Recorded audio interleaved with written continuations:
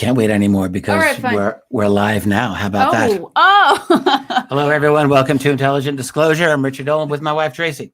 Hi, everyone. This is going to be fun because, we really both have worked on this today. Yeah, we dug in. So if we do a bad job, you can only blame us. We're going to do our very best for a fascinating, very interesting UFO case of a little over the last decade. Before we do that, should we make a correction on from our previous show? We made one mistake that we know of. There's probably others. Yes. Well, there's a couple of things I just want to mention from the Fred Valentich case that we did last time. For those of you who are with us for every episode, thank you. One thing I want to say first is sorry to the UFO group of Victoria, Australia. They are very much an active group. VUFOA, if you want to look them up. They're very close to this case of Fred Valentich. It stands for Victorian UFO Action. So that's right. I hung out with them a couple of years ago. They're awesome. Yep. Great researchers, wonderful people. They do good work. And we also saw them at Congress this year. They are amazing. So. I do. And I have a couple of questions I want to ask one or two of them in the near future about some things totally unrelated. I didn't realize, but they actually live right around the corner from where this all happened. So, so thank you to them for correcting us and giving us a little bit more information. And this is really important as well, because we talked about how there seemed to be from what we had read, that the transcript of Fred Valentich, the pilot, talking to Steve Roby, who was the air traffic controller, there was a released transcript, and we believed that it was not the complete transcript. Right. We made kind of a big deal out of it. We did. And it turns out maybe that's not true. That's not the case. In fact, what we had heard was during one interview, I guess we talked about this. I guess we could say the impression was given that there was more to that transcript than what was released. We just learned from one of the members of that group down in Melbourne, not actually, that no one believes that that's true, and that the full transcript is actually what people have been reading. Well, yes, a year ago they had held a conference with all of the people who were involved, including Steve Roby, and Steve Roby said that the transcript was complete and that he did not believe that there was any cover-up whatsoever. So we just want to clarify that, because we want to do our best to always dig for the truth, and just, if we find more information, we want to give that information. Hey, we're still ahead of the game. The New York Times has to issue corrections all the time because they totally suck at what they do. We make our first one. This is our first correction. Not bad. Aside from really our first, I'm sure. First one we're admitting to. How about that? I think we've made others, but... Aside from our bad pronunciation of some of the Aussie names and places. I think they had a good laugh at that. I'm not going to apologize for that. Sorry, I'll do my best, but we're just not going to get it all. And we could just abbreviate everything, and then maybe they wouldn't be able to tell. Yeah, we'll do our best there. Now we're going to move to a Turkish case, and God knows how badly we're going to botch some of those names. We will do our best. But the Turkish case is an amazing case, and there is just so much information. Yeah, I'm going to get ready for a screen share here right now, and this looks like it. Oh, that's our nice little thumbnail. How about that? Can we just jump right in here? Or? Yeah, we have a very big presentation with a lot of information. I'm sure we don't even cover it all, but we're going to do our best to sort of summarize the whole thing for you. So we almost have too much here. We're going to try to do this as well as we can. So Kumburgaz in Turkey is right near Istanbul. For those of you who are completely geography dead, there's a map of the world. That's Google Earth. And you can see here's Europe, here's Russia. Here's a little place called Turkey. This is where this all happens. And that red dot is actually, that's where Kumburgaz is right next to Istanbul. It's a strategically very key part of the world, frankly. This is a close-up. You got the Bosporus here. This is a very narrow strait of water connecting the Black Sea to the Sea of Marmara, which connects to the Straits of Dardanelles. This is all ancient history, guys, to the Aegean Sea, which connects to the Mediterranean. Critically important area in the world. Here's Kumburgaz, right? Basically a suburb of Istanbul. And the sightings that we're going to talk about from 07, 08, and 09 are from right here. And I'll just move to the next. This is what this is a Google Earth. You can see this is very built up. It's very modern, obviously, right near a big city. This is a map we took from another site, and this is right where they were located. The witness, we'll get into him in a moment. It's actually quite a few witnesses. And this is the Sea of Marmara, and it connects, again, the Black Sea to the Aegean. Again, very, very big, important area. The primary person of interest here is named Yeltsin Yelman. He is a night watchman, and he's got interesting, like from 2007, he is an estimate of up to 20 witnesses, but during this period of time, you've got reports of unknown aerial objects seen across Turkey, actually, but certainly that area. You got a whole bunch of videos, which he took. The group called Serious UFO Research, which is Turkey's main UFO group, filed reports, got reports from this. And we're going to show you a lot of these images. I'm going to try to show very brief about amount of the clip, excuse me. You've got objects maneuvering, hovering over the sea, and his camera, you've been looking into this as well. Do you want to talk about his camera at all? Or it's I'm gonna cover that a little bit later. Very strong zoom. It's got an optical zoom as well. I think 200-time optical zoom. Yeah, that is. Mm-hmm. And so, and then this whole thing got involved with the National Council for the Study of Science and Technology. That's Tubitak in Turkish. They analyzed a lot of the footage, and we'll talk about that in just a minute. This is Haktan Ogdogan. He's the main Turkish UFO researcher. Sorry that they stretched him out on this YouTube video. Haktan actually has got normal proportions. Great guy. I met him. Here he is speaking in one of many interviews that he did. And his position is that this is absolutely genuine, completely, totally legit. He's been involved in all of aspects of analyzing the video. These are just some of the witnesses. This is from another random YouTube, not random, but another YouTube video that talks about the witnesses of the case. Here's one, and they've got it nicely translated. Thank you. He says, the first time I saw them between 3 and 5:30 a.m. Not every night. I had been witness to this as they had their lights on. This is Yeltsin Yelman, who's the main photographer. He says, I've seen it 7 times in 3 years. I've recorded several times with people who were there. I calculate there are around 20 witnesses. This is one of the witnesses, and they interviewed him for quite a bit in this clip. I saw a very intense, extremely bright light. It stayed there in the sky. By the way, it moved. I think this definitely goes against the laws of gravity. And he said after staying there for a while, it started to grow bigger like this, and it suddenly disappeared. He talks about Yeltsin Yelman. He says he spends most of his time recording. He's usually accompanied by witnesses. That's the reason we are convinced that this is about authentic objects. We are eyewitnesses of it. So that's... Can we just say here for a second? Yeah. This is one of the reasons why this case is so interesting, because these objects were there multiple times over many years. And not only that, but they were hovering in the sky for long periods of time. Right. And then you have multiple witnesses. You have it on camera, some of the best footage ever seen. And then you have all of these different witnesses on different occasions who were there alongside the photographer, right? You know, visually seeing this with the naked eye. So you have all of these separate accounts. I mean, we're going to go through everything about it, but it's fascinating just with that alone. This is one. I was looking for other headlines. I'm sure there's others. This is one that I was able to find. This did get some play in the media, and you can see this is a newspaper image of the object. This is here's what the object, of course, looks like. I think many of you out there are very familiar with this. This was one still from 2008, but this is also from 2007 and 2009. It's quite interesting, right? It's very intriguing. And most of them look something like this, I would say. The shape is generally consistent. Yeah, this is from a YouTube site where 2008 Turkey UFO raw footage. I don't really want to use a lot of video because I don't want to. Oh yeah.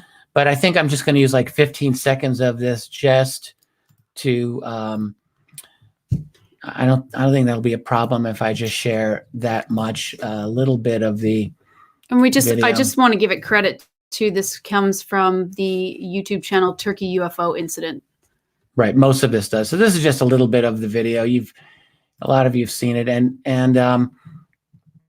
it moves around a lot because it's handheld. A lot of it, I think. It's hard to say how much this is moving. There are stabilized images of this as well. And I think that's all we're going to show here for this. So I don't want to overdo it.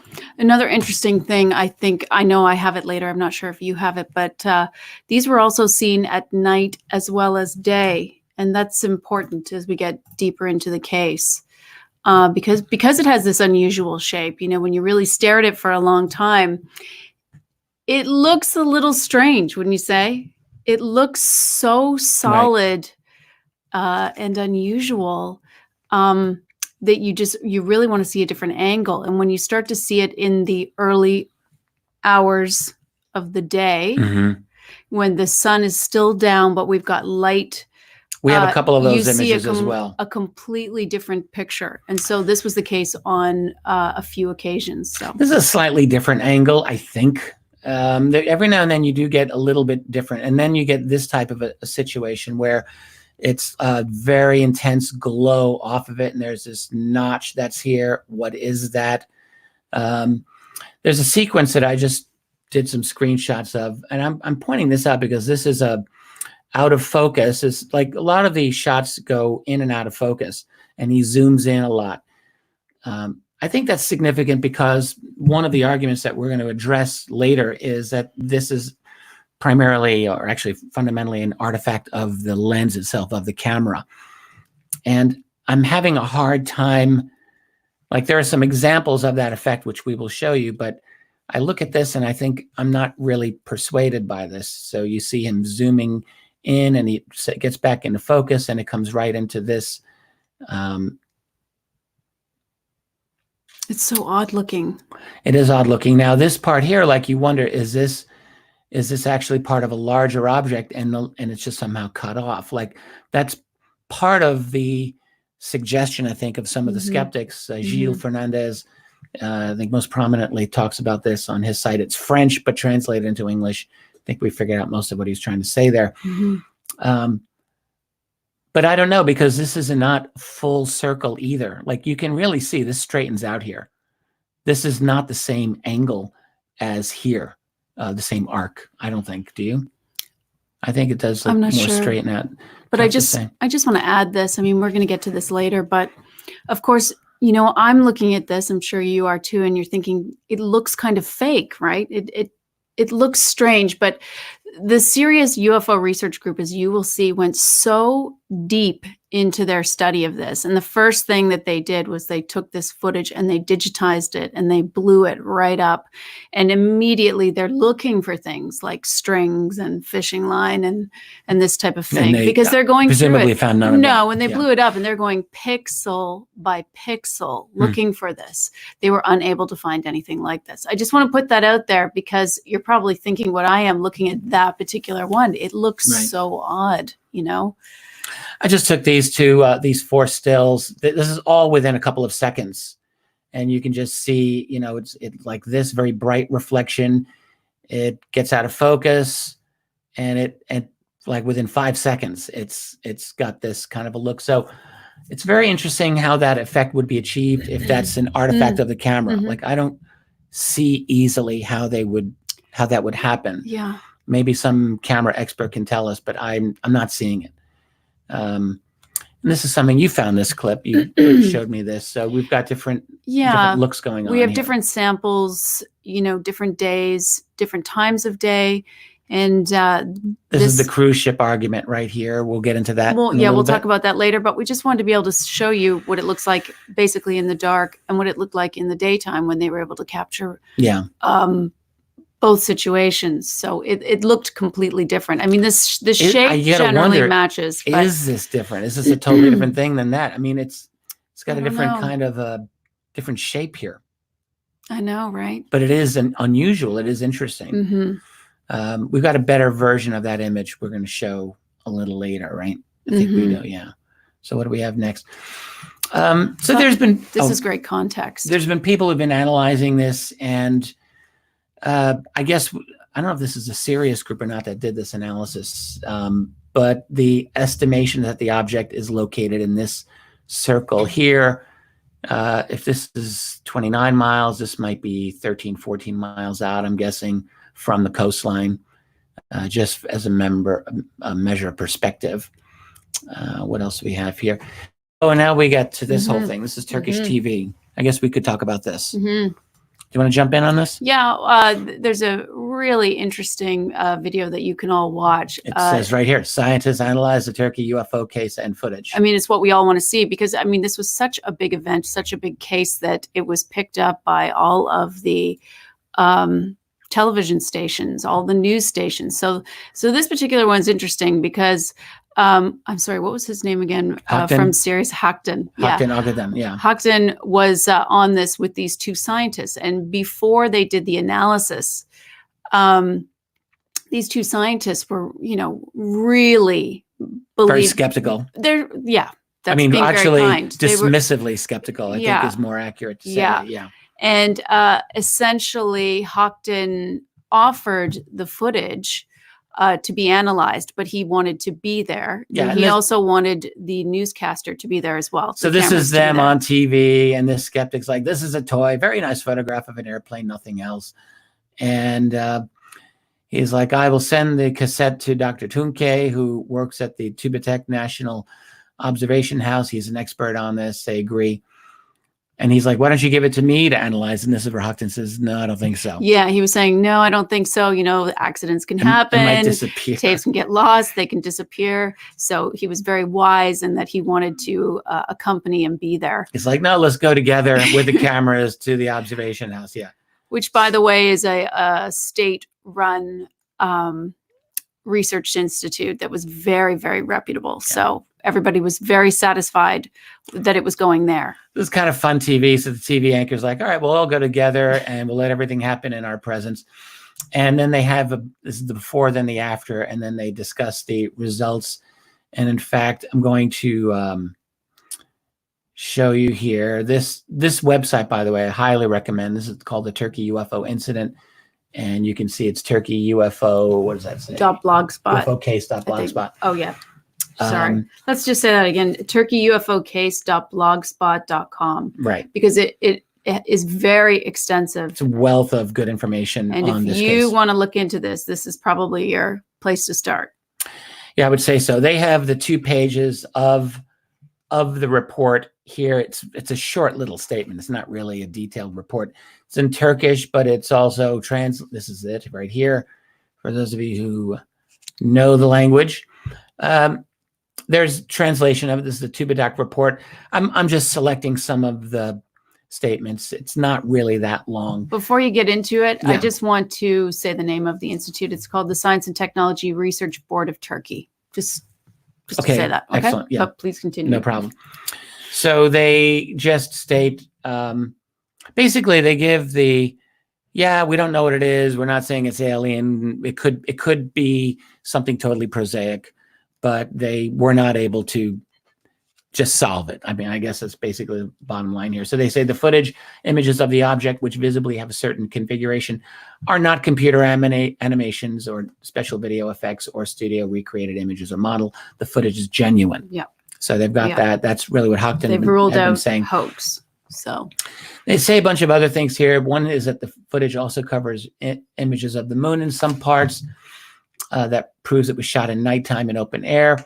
But then they say the fact that the digital dates display showing AM in certain frames and PM in others raises suspicion about the validity of the time in which the recordings were made. I'll talk about that. Do you want to talk about it now or later? Well, we'll come to it later. Yeah, because there is an interview with the photographer and that's addressed in it. Let's deal with that then. Okay. Yeah, I mean, most of it's pretty straightforward. The dark shots you can see are at the appropriate timestamp. There's a few that are not seemingly an appropriate timestamp, but you want to get to that later. Well, you know what? I'll just tell you right now. Yeah. It's actually very simple. He has an NTSC camera that was in English, and he doesn't speak English whatsoever. Mm-hmm. And he didn't actually know what AM, PM meant. So there was a time where he was kind of monkeying around with it. Like it didn't mean anything to him because he didn't know what it meant. But the times are still exact. That was the thing I wanted to know. It only happened on rare occasion. It happened on rare occasion. So the times are right, but so the times are right, but there are just a couple of times where the AM PM got mixed up. It was very innocent, and he talks about it on camera. And I will tell you where to get that interview if you want to see it. That's good. This is why we really got to do this together. Yeah. They go on. They just say the actual location, distance, dimensions, and nature of the objects could not have been or be determined. Let me just move on to the next frame here. Whoops, wrong way. Through the examination of shootings of multiple dates, it's a strong possibility that 2 or 3 different objects were captured. It does look like there are some different objects in there. Difficult to determine their motion and so forth. In conclusion, and there's other statements here, we're just going to get into this. In conclusion, even though a detailed analysis of the footage is conducted, it might still remain unidentified. The English translation seems a little awkward to me there. Hence, other reference objects need to be recorded in the same frame with the disputable object, and further shootings need to be done. Okay, good. What's special? So I don't believe they analyzed all of the footage. They analyzed basically a sample of the footage. Right. Obviously, there were hours. I believe this definitely, you could tell it's not a comprehensive, because they're just issuing multiple dates, multiple times. Yeah, it's a short little report here, and then finally, they're basically saying, yeah, we can call it a UFO, but that doesn't mean anything. We don't know what it is. Big deal. It's essentially there. And before you go on, yes, can you just go back there for a second? Oh yeah, no problem. So the second paragraph, they actually do have one of the dates, at least, he shot the moon as well. So there was a reference point. Mostly there were no reference points because they were looking out at the water and there's nothing visible from that vantage point. But so I just wanted to mention that they weren't able to get any, but we do have the moon in one of them. So they were able to do some interesting measurements, but we'll talk about that later. Yeah, exactly. Another good YouTube site to go to is called Turkish UFO Incident. There's a lot of great interview. We didn't get to look at even most of this, probably some of it. There is some wonderful stuff in there, and that is actually where I was going to direct you if you want to see the footage with the photographer. It's called, it's a 12-minute video, and it's called Explanation of Turkey UFO by Haktan Ogdeman, or there's a bunch of interviews with Roger Leir. We'll talk about him in a moment. Dr. Roger Leir was there as well. Another very good. Oh, let's do this here. This is a very interesting site. I don't know if you got into that. I really dove into this a bit. When you really stare at the picture that we put on the YouTube thumbnail, I mean, there's many different pictures, as Richard showed you, but this one is probably the most famous because a lot of people are wondering, what is this? And a lot of people have speculated, and there's been some interesting analysis, visual analysis done here to sort of talk about these potential occupants. I want to show, I think I've got the... as they're called. I think I've got the screen. Oh, no, I don't really. Well, I do have a GIF. What do you call that? I say GIF. A GIF? I'm sure. I never get this right. I've never been able to pronounce, and I don't even remember what you always say. Like, I don't remember that you say GIF. Can you imagine how many times we've said this to each other? Like countless times.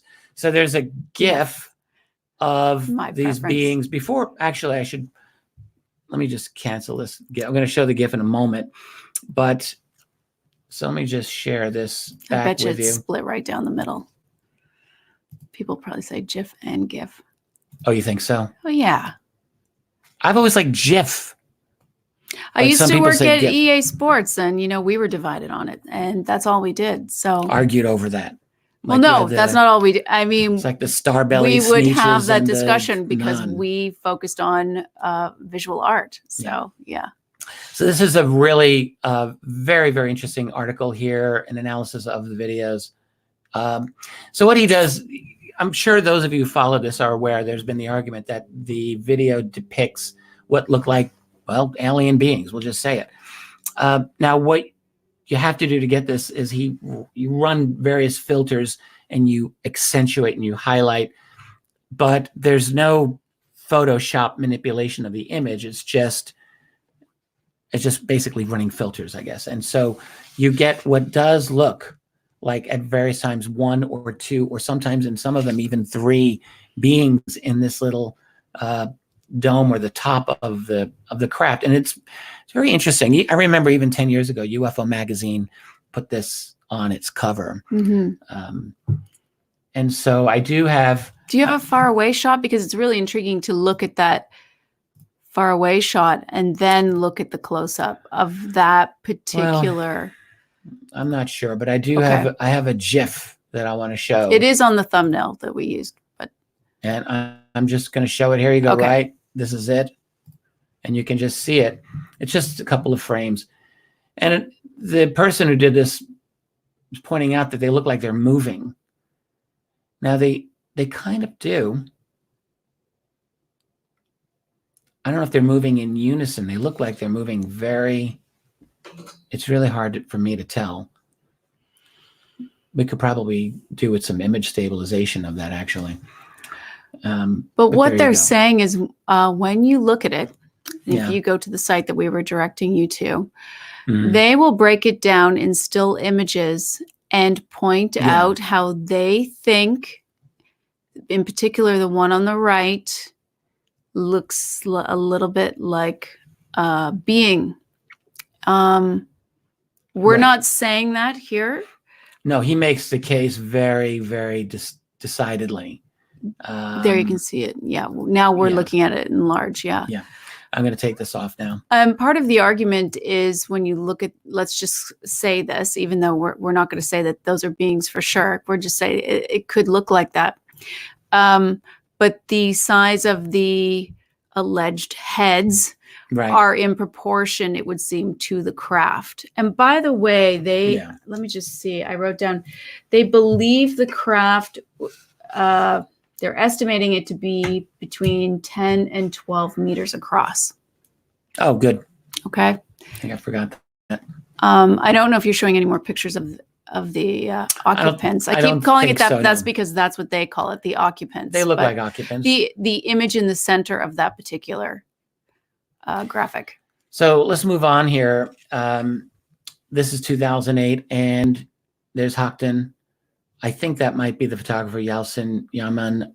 And back here, partially blocked, is Dr. Roger Leir. That's right. So Roger Leir was in Turkey at this time, got involved. In fact, I spoke with Roger about this on at least one occasion, face-to-face, after he'd gotten back, and he was absolutely deeply affected by it. And we're going to talk about, he did an interview with George Knapp. He did a few interviews. Several. Several. So he talks about this, and this was the interview that I was referencing. This is Coast to Coast 2013. I think Roger,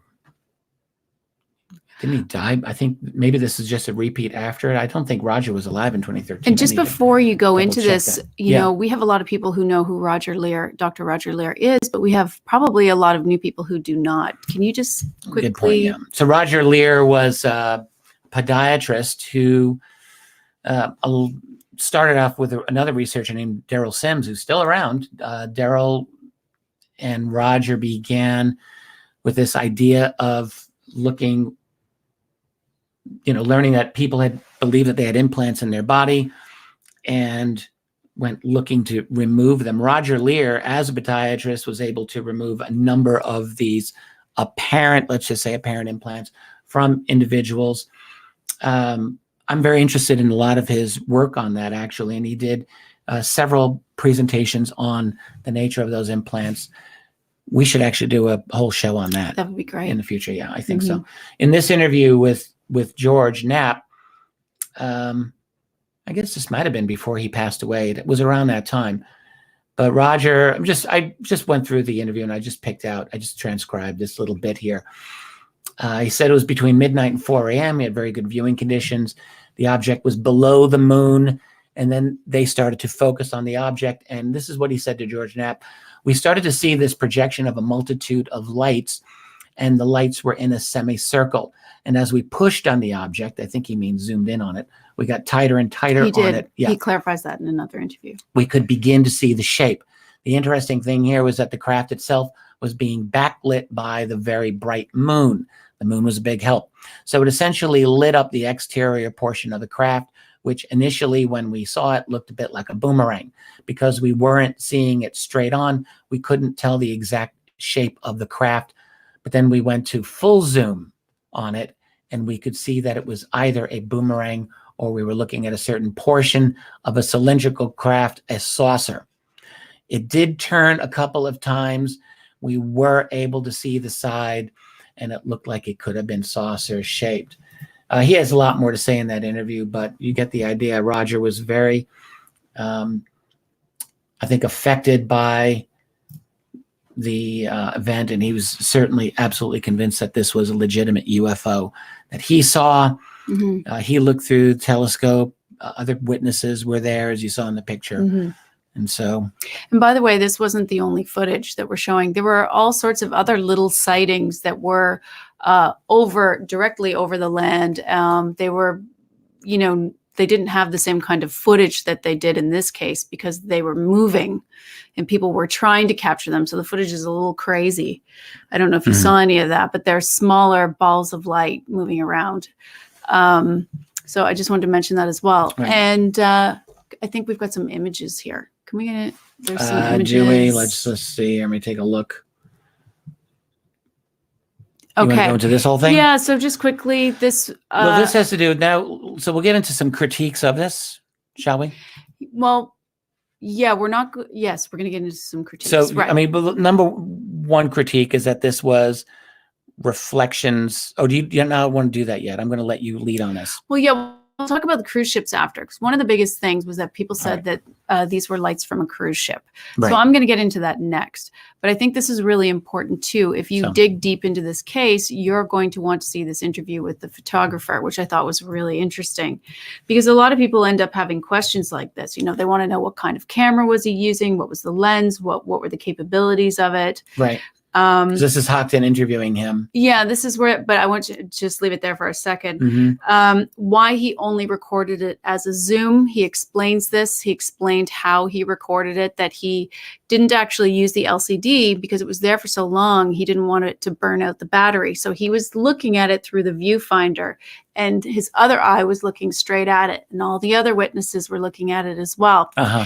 And he would zoom in visually to it. And that's when he would hit record, because, he didn't know how long it would be there. Right. We've all been in that situation. And so he would, get it set up and then hit record. So a lot of people were sort of criticizing that and wondering, why was it only in this zoom state? And as I mentioned before, he actually did capture the moon in one point. Right. At one point. So people also asked, why didn't you, if it was there for so long, why didn't you film any reference points that I kind of mentioned briefly before? And that was because they're looking out at the water from where they were. There weren't really any reference points. There was nothing visible from that vantage point. They were on the beach looking out at the water. And we're going to show you another picture. Do you want me to go back to the screen here? Sure. Talk about this. So this picture that Richard was just showing you during the interview is referring to something else that is not mentioned quite as often, that is super important. This is Hockton, right, from the Serious UFO Research Group. And he was saying, again, when they first got the footage, they digitized it right away and blew it up. And when they got to, they were able to see, when they stretched it out in 1/25th of a frame, that I think you can see it here. Not only was there the center object, but there were these two objects on either side. They've got them circled here on the screen. It's kind of hard for us to, we can't really see it. We can't really see it, but he talks about it here. Next frame's got it and they say that, over these next few frames, they were actually able to see those departing. So they knew that this was not the only object. There was something else going on here. So he said that once they found this was the most important piece of information to them, and they called the press conference. And this was picked up by all the Turkish broadcasts. So there's the beach that they filmed it from, right, or that he filmed it from. And then what do you want to say here? And because this 3 CCD camera is sensitive to light. Yeah, no, it's okay. Keep going. Skip That's just the camera, but you already showed that. Skip this too much. Yeah, here we go. Okay, so one of the biggest issues people took with this, and the thing that you've probably heard if you know this case, is that people say it was a cruise ship. There's a whole website dedicated to debunking this, I believe, and they said it was a cruise ship. So they were able to, what they did was they took the footage that had the moon in it, and they were able to measure through software that astronomers use. They were able to measure where the moon was that night in that position, and ultimately, these were the results that they came to. That it was. The cruise ship would be too low, way too low. Yeah. The object was way too high. A photometric analysis, and I think really shows this. This has been definitively shown, in my opinion, for many, many years. I don't even know why people go back to the cruise ship. Well, it's the thing, it just seems thoroughly unusable. But I think it's really important for us to talk about that, because if people walked away and they said, oh, it was debunked as a UFO, because that's the way these cases go. No, they did. I mean, they did their due diligence in every area. And this one, if you go to the site, they're going to actually show you and break down exactly how they came to this. So they describe the software that they use, how they measured it, all of their calculations, and this is where it starts. And this is also, I just want to make sure I say it right, this is on the Turkey UFO case.blogspot.com. Okay. Good. I'll go back to the next screen. Can you go to the next screen? And here we go. This is the same site. Yeah, this is the same site. And this is where they're breaking. I just want to show this. This is how they're starting to break down the measurements. But you can go ahead of screen.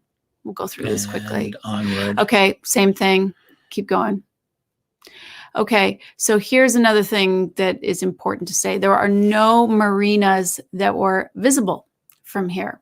So couldn't there be a cruise ship though that would go from? It's like you can't see the port. Here's where they are. Right, and right. Part. That's obviously out of view. But couldn't a cruise ship come around? Right. You can't see the marina, and so right. This is the next natural question. Right. What do we know was in the water? So they did look into that. Right. And they went and they got. Should I move to the next slide here? Yeah, go to the next slide. Right here. So, this is the AIS marine tracking system. So there's basically radar that's able to track where everything is. It's like, and I guess they're saying there were no ships in the area at that time. There were no cruise ships in the area at that time, but there were ships in the area. And so I included those maps. I think they're important. So onward, here we are. So this one is for May 13th. And you can see, if you can see, of 08. I think most of them were 08. I think that was the biggest year. Because you have it really small. I can't see which year it is. Can you blow that up for us? It doesn't say it does. It does. Can you blow it up? No, I cannot. Oh. It does right there. See? Oh, yeah. 2009. It's 2009. My glasses aren't strong enough. 2009. Okay, so all of the small black dots, that was the picture that they saw. There's a still frame. But if you look around the bay, look for the black dots, and you can also see right here, these black dots. Is this what you're talking that's about? where we had, that's where there were marine vessels at the time, but you can go all around the outside. And because over here, because look at where the black arrow is. That's, the part of where the object is believed to have been. Where they're looking from. So you can see where the witness was, the direction that they're looking, and then you can see where the ships are plotted on here. Way wrong position. So they aren't in the right positions to be on this particular. And I'm sure they could do other ones as well. But that's right. And so good analysis. Yeah, I'm just seriously, that's a good analysis. Right. But it's amazing what they have on the site. If you really want to see how they broke it down, they got all of the radar data for 2 hours around this sighting. And this is the result of it on this map. So go to the next one, and we're going to show another one. You bet. And I just wanted to say this particular case. Here we go. You say what you want to say. This is the next one, May 15th now. The other one was May 13th. Yeah, this is May 15th. This one's May 15th. Right, 2009. And they went through the exact same process. They got all of the AIS data, and here it is, all plotted out for you on the map. So we can see that that was not a factor. But it's wonderful that they went to these extents to prove that it wasn't a ship. Now, here's something else. As soon as I looked at this, I thought, okay, so this is really important to the cruise ship argument, because here it's 5:32 a.m. So it's starting to light up. And I was saying to Richard, look at this. This would have to be an invisible ship. There's nothing here. Because it's not blocking out the horizon line. We can still see that dark strip. So I don't know how the cruise ship argument would be able to stand up to something like that. I would completely agree with that. There's no logic there to that argument. I think it just falls apart. So I'll just say this particular case, I wrote about it briefly in UFOs for the 21st Century Mind, and I thought seems like a good case to me. I didn't have a lot to say about it. I just thought, I mean, I read the photometric analysis that you were just talking about. I referenced that a little bit, and I thought the cruise ship argument just doesn't really hold up. But as we really got into this case, like there are certain things that bother me about it. Like there are certain things that are wrong. Like the fact, and I'm going to show this image. This is from Metabunk. And not that I think like a lot of these skeptical sites are really important. You want to go there, you want to know what they're talking about. So these are just images taken from 07, 08, 09, various times. And you can see the utter consistency. Like they are truly, absolutely very consistent. Now, there are other images that occur. Like we just looked at the lights. When are different from this. Daytime. And not every image is exactly like these, but this is, and it's very, very consistent. The angle seems very consistent. There are certain differences. They're not exactly the same, but there's a lot that is very similar. Let me just say, as far as where it is, I mean, the photographer, people asked him about that. Why did you always shoot it the same? And he basically would just, as I said, he would line it up in his eye and then hit record when he had it centered in his viewfinder. So that seemed odd to people, but since it was just hovering there, he was able to do that, to line it up and get it centered like this. Right. This is the odd thing, that it just stayed there for so long. Right. Hardly moved at all. Yeah. Hardly moved at all. So odd. Yeah. In fact, I'm allowed to mention his name. He said I could. I just had a little chat earlier today with Jim Dilatoso, who's a very, very prominent, experienced photo analyst. And I just thought I'd like to ask him what he thought about this case. He did do some analysis of it. He didn't have a whole lot of detail to offer me today. He did say that he looked into it. And one thing that Jim does that I think is actually just fascinating is he has a very extensive database of aerial signatures and light signatures. And so what he does, is when there's an interesting object in the sky, he compares it against his database, which is quite extensive. And he said he had nothing, and his database, I should say, is of conventional aerial objects that we know about. And this doesn't match anything that he could know about. He wasn't pretending to be absolute up-to-date expert on this case, so I don't want to misrepresent him. But his feeling was that I think he found this an interesting case. So that was interesting for me. But there are skeptics about it. I just want to mention this skeptical argument here by Gilles Fernandez on his website, Skeptics versus Flying Saucers. This article is in French. I almost mispronounced his name, and you being Canadian, it's by law in Canada that you have to say everything in English and French, or what's the jail time or fine. What were you calling him at first? I said Gilles, which was really a bad. I should know better. I studied French. And then you went to Gilles. Gilles. No, you went with an S. Gilles, which is also wrong. Yeah. Yeah. Well, if I had the pain of fines or incarceration, like they do in Canada, if you don't use French equally, I would have learned the language a little more. I think isn't that the case? Like if you don't use it 50-50, like on that Air Canada flight we had, like they have to do the English and the French, even though we are officially a bilingual country. So there were no French speakers on the flight. In English and French. But it is different per province. Provinces are allowed to. I like the Quebecois. Don't get me wrong. I think they're awesome. I'm just saying, like, if you're not on the plane, why do you have to speak the French? Is this wrong? We're not going to get into this right now. So back we go to Gilles Fernandez. And you love it. Come on. It's fun. So this is a very what he does here. I don't want to egg him on. No, really.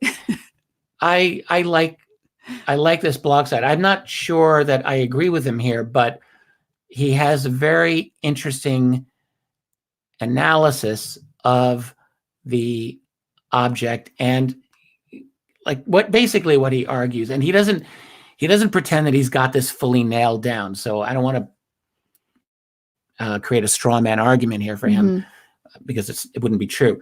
But he's arguing and he's not alone here. He's got other people that he's working with on this, that the object is somehow an artifact, an anomalous artifact of the lens itself that was used by the cameraman. Ultimately, I don't feel that I'm convinced by this argument. When I was going through his blog, I actually wanted to be convinced by it because I thought this actually could be something to work with here. And he goes through it. And now he's got better examples that are copyrighted. And I'm not going to use them without getting him to. But these are not copyrighted. And you see, like, here's this kind of weird effect from the lens. And here's the weird effect. He's got all these from musicians. I don't know why. Here's another one. Dude playing bass guitar looks like. Well, I think they have unique lighting situations. Yeah. It's a good sort of example of light coming from a lot of different directions. Yeah. Actually, I don't know if that's a bass guitar. Anyway, they're playing and you see the effect around the end here from the lens. And here's a very strong one again. And what he just says here on his site, in fact, I'll just read it. Of course, different variables from the type of camera, lens, shooting conditions, etc., cause this artifact to take on a different shape and appearance. It's difficult to exactly reproduce the one we suspect, especially the metallic aspect. So he kind of admits, like, we haven't really fully duplicated this, but it looks suspicious to him. I will just point out, he himself was also not persuaded by the cruise ship argument, the skeptic, and I think he wanted to go there. I think, but because he is a UFO skeptic, but he said it doesn't really it didn't strike him as a very potent argument either. Well, once you get all of the information, we definitely knock that out. It's not a possibility, and yeah, I think absolutely. Like you just there's too many. Well, there weren't any in the area. Yeah, hands down, there were not any in the area. So, in the immediate visible area.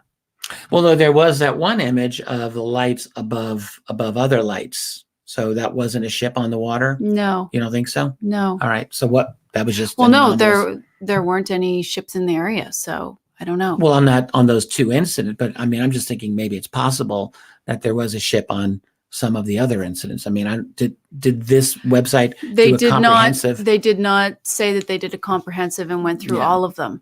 However, it was also determined that the height, if you recall, of the lights was far too high to be a cruise ship. Yes. Yeah. Okay. So there's that as well. Yeah, I was just thinking of one where there's lights here and then lights just below it, which looked like it might be low enough over the water to be a ship. Well, that's the thing. It did look low. That's why they had to do this. You also couldn't make out any actual object either, though. Like you couldn't see a ship. Right. There was no ship visible. Right. Well, how about that frame we looked at where you could see the horizon line under the lights? Yeah, exactly. Okay. How would you explain that? Not by a ship, certainly. Right. So Go ahead. I have a couple other things that just questions that people had about this. Well, I just want to say, to me, it's an interesting and intriguing case that I think is still. I still have to say, I think it's unidentified, and I'm open to someone solving this in some kind of prosaic way, but I'm not really seeing that. I'm not seeing a strong argument that debunks this as something ordinary. So to me, you've got, I think it's holding up pretty well, I guess is what I'm saying. And there are things about it that strike me as not perfect. Like I wish were stronger elements of the case. Yeah.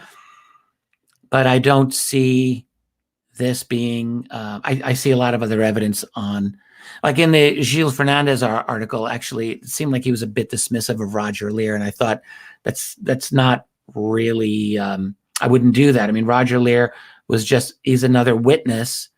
And just because he was a UFO researcher, you didn't have to take his word as gospel, but he was an intelligent man. He was there in the middle of the night and he saw that object as well, along with a lot of other people. And there were a number of other witnesses who were there. So, and I respect the work that Huckton did on this. He's a good UFO researcher. And I think he took this case very, very seriously. And I respect the work that he's done on it. It's obvious. I just want to add to that the videos were studied by the Science and Technology Board of Turkey, which we mentioned before. Right. Tug National Observatory, Professor and PhD Zekai Ecker. I don't know if I'm saying his name right. If you think we did the Australian pronunciation bad. Yeah, I know. This is going to be brutal. We're just doing much worse. Professor Jose Alenas, Mario Valdez, from Santiago, Chile, Serious Space Research in Turkey, and Jim Delatos, who you just spoke about. Yeah. So it went through all of these optical physicists and different people analyzing it and held up as not a hoax. Obviously, no one can say what it was, but it holds up as unidentified. Yes, I would agree. I mean, I've always felt this way, but without going into all of the nuances of the case, at least not recently. So I'm very glad that we took this opportunity to do it. It's a funny thing, like, what was available to me when I last really dove into this case a few years ago. I never really went super deep into it. And so I'm just very glad that we've done so now, or at least deeper. I mean, there's more. Yeah. There's definitely more. If you start going through all the interviews, you can go deeper and deeper. I just want to give this quick last thing. I mean, it seems so insignificant, but it's a fair question. People were asking the photographer, why are there no stars in any of the background images? And I thought, I didn't think of that, but it's a good question. How could they see this so well, but there are no stars?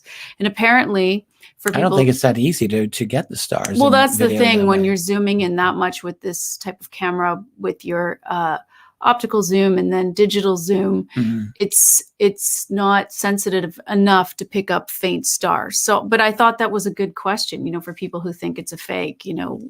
You kind of have to address everything. Right. And I guess another thing was the photographer waited 4 or 5 months before he submitted this to the Serious UFO Research Group, and people want to know why.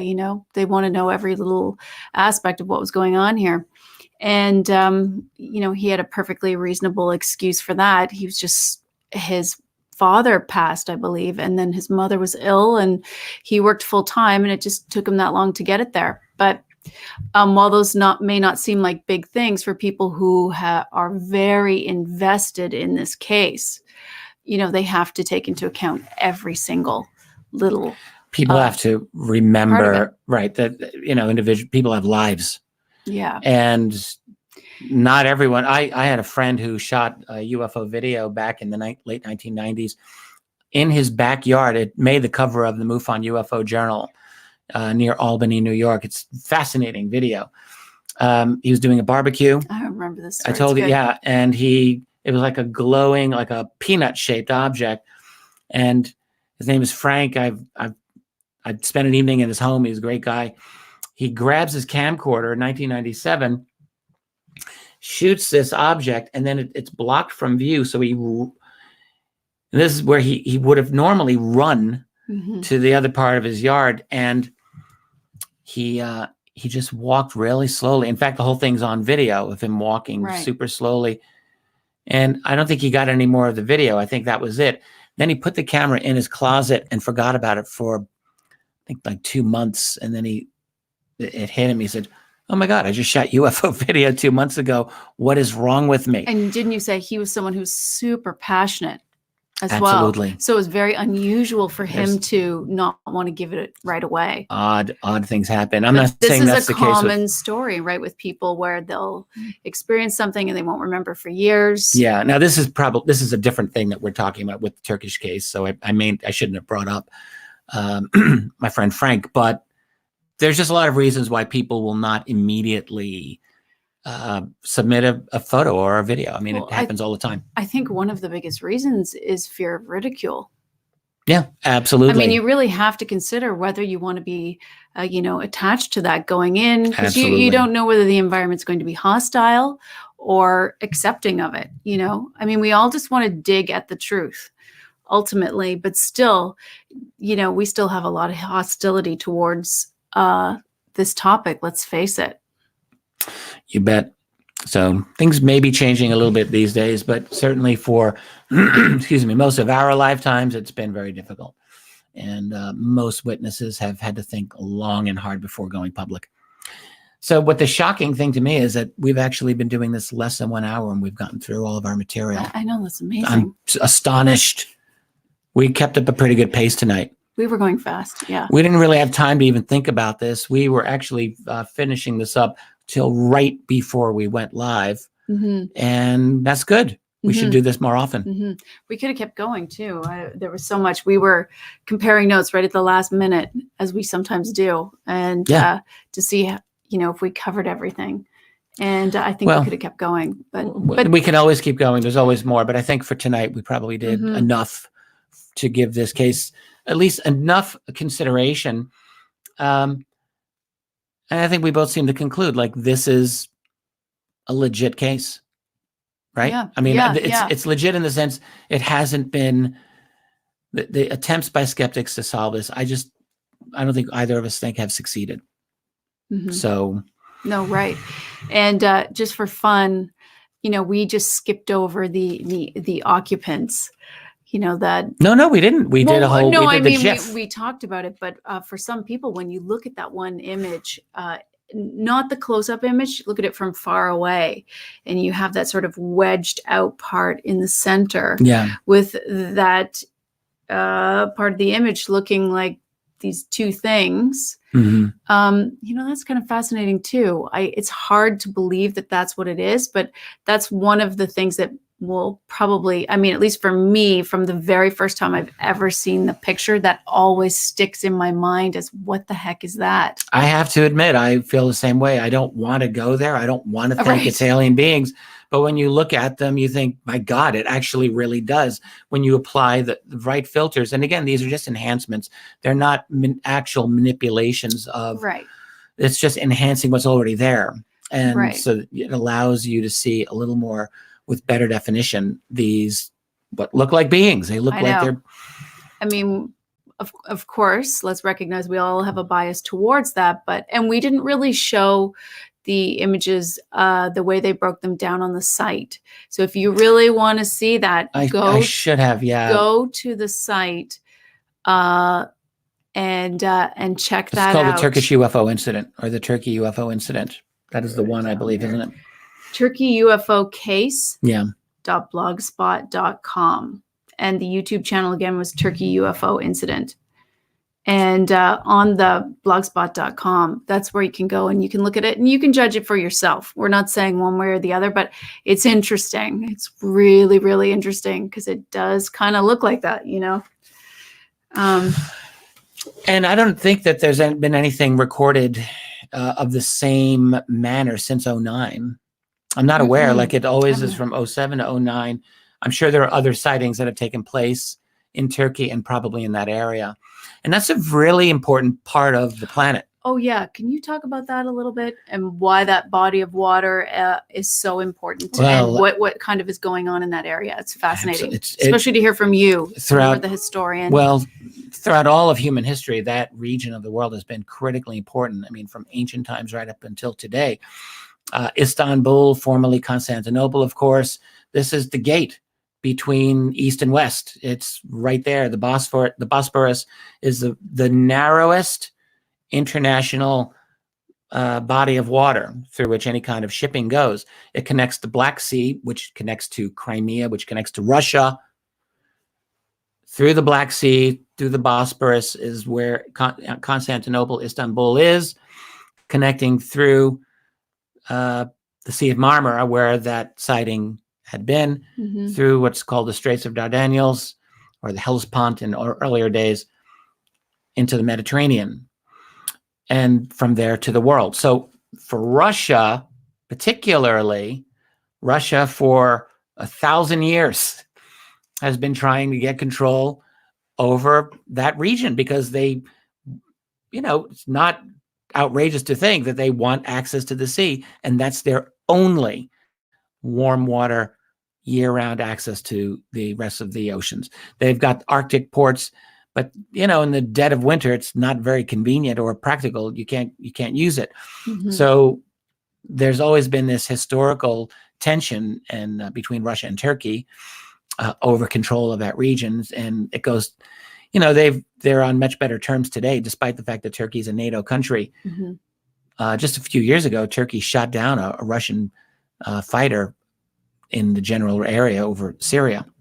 My point is that region of the world, it's not just some random place. So to have an object hanging out there, apparently, is interesting to me. And now what it means specifically, what was going on in 07, 08, 09, as compared with any other years, I don't think that there was anything that was especially critical compared with other times in history. But nonetheless, that's where they're hanging out. One thing that would be really good to know is where we were in terms of drone technology. I know we talked about that earlier, and we put a call out to Michael Schrapp, but we didn't get that back in time. We did it a little bit late. Well, we have to assume that there were some advanced drones operating in 07, and then how far do you want to go with Black World Tech, classified technology? I think it's entirely possible that this could have been something that is a product of deeply classified Black World technology, a breakaway technology of some sort, but we just don't know. It's certainly an unusual looking object. And we should point out, by the way, I don't think we really made this strong enough, that people, at least all of them, Roger Leir is one of them, they all claim to be able to see this with the naked eye as an object that's there. That's right. And on zooming in, you get the image that we've been talking about. So it's not simply that there's nothing in the sky. There's definitely something in the sky that was getting people's attention. They were all able to see it with the naked eye. Right. So yeah, super fascinating. It seems that what Yeltsin Yaman recorded was the same object that people were looking at. That's certainly what it looks like to me. Oh, when you see the interview with him, you definitely think that. I mean, they were all standing there together. They would be reacting to it, looking at it. He was looking at the same thing they were, and then he was zooming in on it, and then recording it. And then afterwards, he would show them on his LCD screen. He had the LCD turned off to save battery. Right. But afterwards, he would show them on the LCD screen, and they were all amazed, at what it looked like up close. So quite interesting indeed. Yeah, super interesting. So here's a little comment for you that's kind of fun. Okay. A roundtable discussion between Richard Dolan, George Knapp, and Robert Bigelow is what is needed to push the subject further with regards to credibility from the public masses. It's funny. My opinion. Well, who said that? Totally agree. I don't know who said it. Yeah, Sorry, thanks. Guys. Well, George Knapp is someone I've known for many years, and I really like George Knapp. We've always had great conversations. I think we respect each other a lot. I've never met Robert Bigelow. I've never spoken to him. I'm sure he knows who I am. I certainly know who he is. And I've talked about Bigelow a number of times on this and other programs, and I would absolutely be interested in chatting with him. I think he's a very knowledgeable man. Bigelow, going back 25 years, was doing important funding of UFO events. He was the money behind an abduction conference at, I think it was MIT, where John Mack kind of came out to the world as a very big UFO researcher on what abductions. About his huge experience or questionnaire? Didn't he funded, he provided a lot of funding to for UFO experiencers and abductees for a survey. Huge survey that was done, and I believe a small book was produced out of that. He is not just deeply interested in this. I think he's very sophisticated about this. I firmly believe this. And look, so he's got all these scientists with security clearances who have worked for him over the years. I mean, from Hal Puthoff, Eric Davis, Kit Green, all of them, John Alexander, Spook Central. Although I know Hal and Kit fairly well. I've had my encounters with John Alexander. And for people who don't know what that is, I mean, I just want to say, because again, I always bring this up. Sometimes we have new people who don't know all of the jargon, who don't know all the terminology. Spook. Oh, spook means a spy. Well, come on. Most people know what a spook is. Most people do, but not everybody does. Sorry. Just throwing it out there for some people. Hey, if I were Grant Cameron, I wouldn't give any explanations at all, because that's just Grant. But you're not. Grant's our buddy. Got me here. Grant just goes, and we're giving because more. I do that because we want to bring more people into understanding, or at least, we want this subject to be taken more seriously. So, having more people sort of come in, and we just want to make sure that absolutely we aren't just blowing past them with everything that we talk about. Right. Most people know what that is, but a lot of, I don't think the younger audience would know what that is. No, it's true. Not everyone's up to speed. And I mentioned Grant. I mean, we're very close friends with Grant, but Grant, that's how he is. Just like go. He just we goes. All know this. And if you can't keep up, then too bad for you.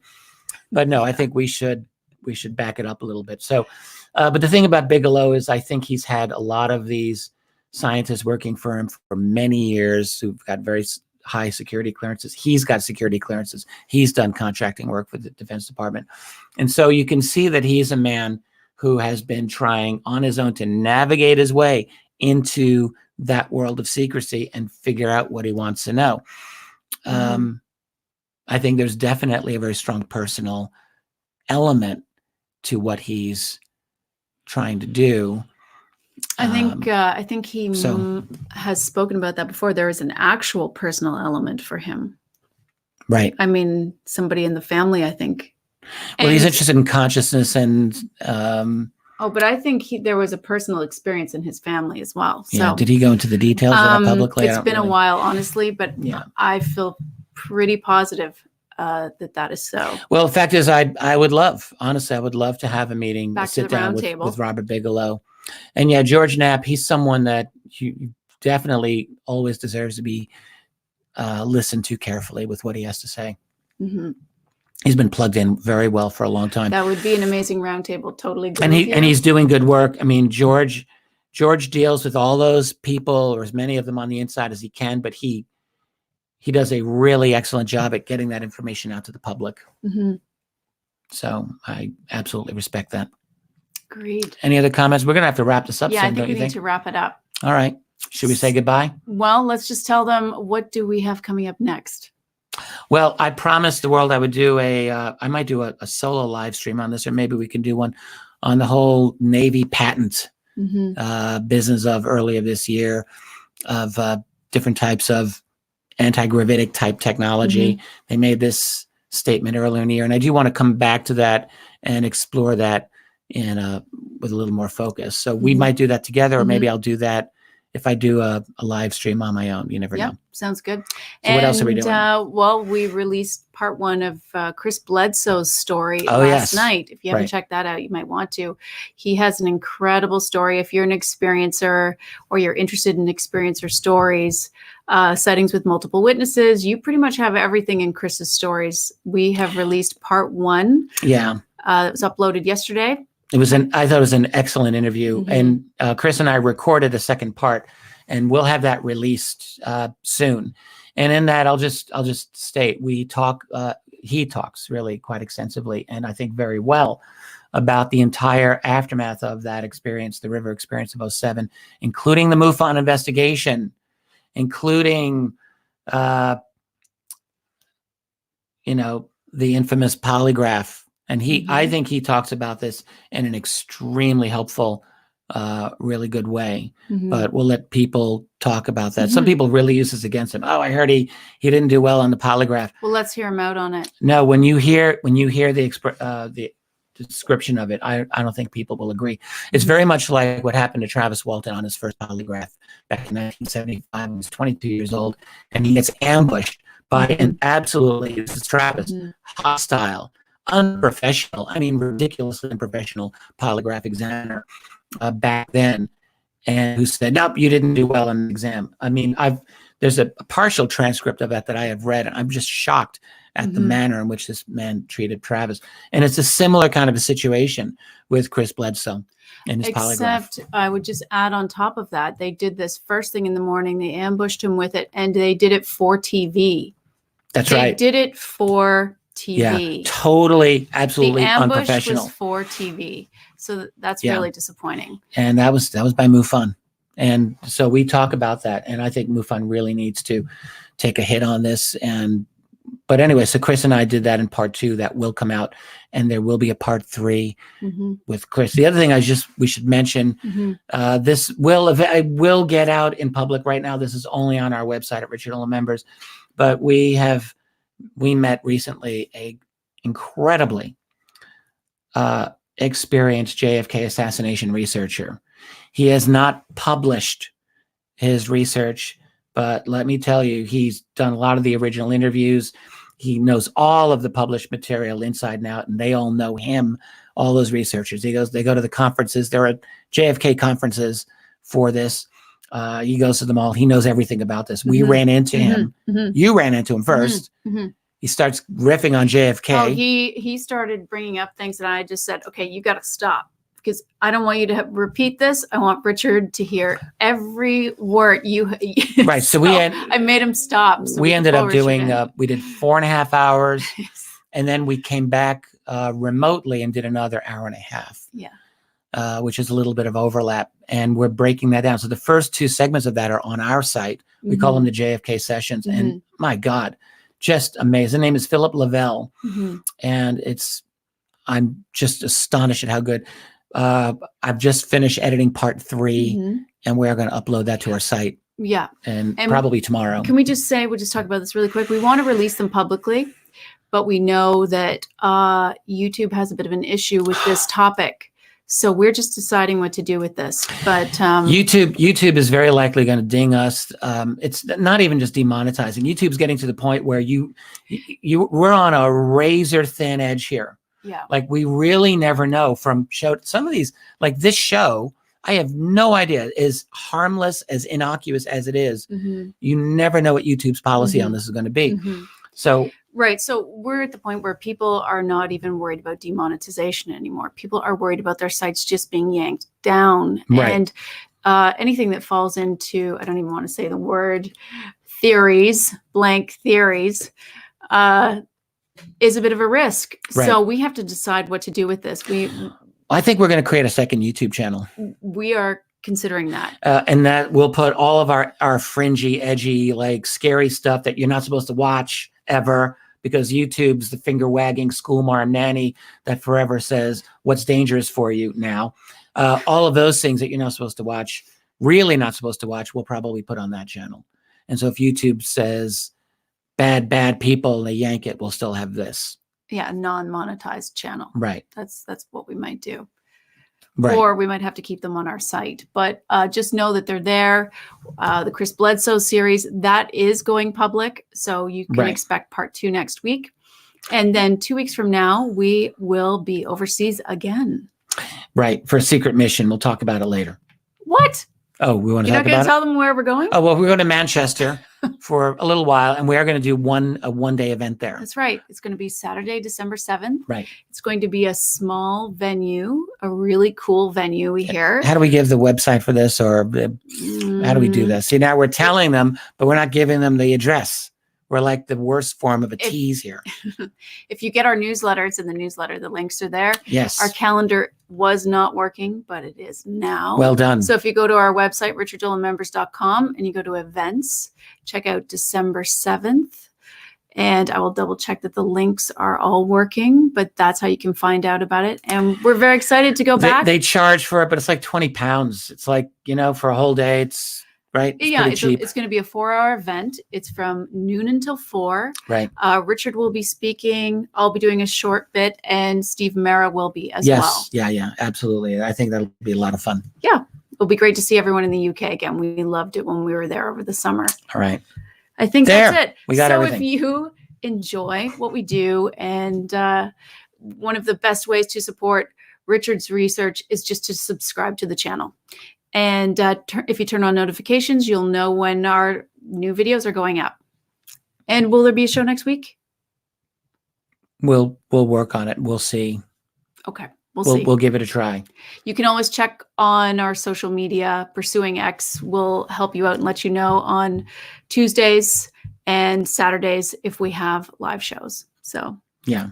Yeah. I think I'm going to strive to do something this Saturday. This Saturday? Yeah. And next week we will, as I said, release Chris Bledsoe, if you're into that story, which is a great story. So yeah. I have to say I loved doing that interview with him. He's it was a really kind of low-key it was actually kind of an emotionally deep interview. Like, you can really feel this with Chris. Mm-hmm. His experiences. He is, in my opinion, he is 1,000% for real. Mm-hmm. So it was really good connecting. And we did the second interview, which went very well. We'll have some stuff on our site as well that we'll put up. Mm-hmm. And then we'll do that at least a third interview where we really have to go into some important things from 2012 onward. And then hopefully one of these days we'll be able to visit him. We've been talking about that. I think that would be a good idea. Mm-hmm. So we can't see you guys, but just a quick shout out to the chat family. I want to say hi to everybody. Thanks so much for showing up. And thanks to all the new people that are here. We're just so happy that you joined us. If you really are interested in what we're doing, you can go to richarddolanmembers.com and see what we've got posted there. There's open content, there's members content. You can decide how deep into what you want to go, but we have a lot of things going on there for sure. And you can also sign up for our free newsletter. Right. It comes out every 2 weeks. We're busy here. It's long, but it keeps you up to date on every single thing that we've done over a 2-week period. So there's that. Tracy was saying the other day, this is too long. There's too much in this. You really were. I was. I thought, no wonder we feel like we can't read emails and we can't get around to things. Yeah. It's huge. So, you will see everything we do every 2 weeks. Yeah. All right. So, I think we did a good job here. We're going to wrap this up. All right. We're going to wrap it up.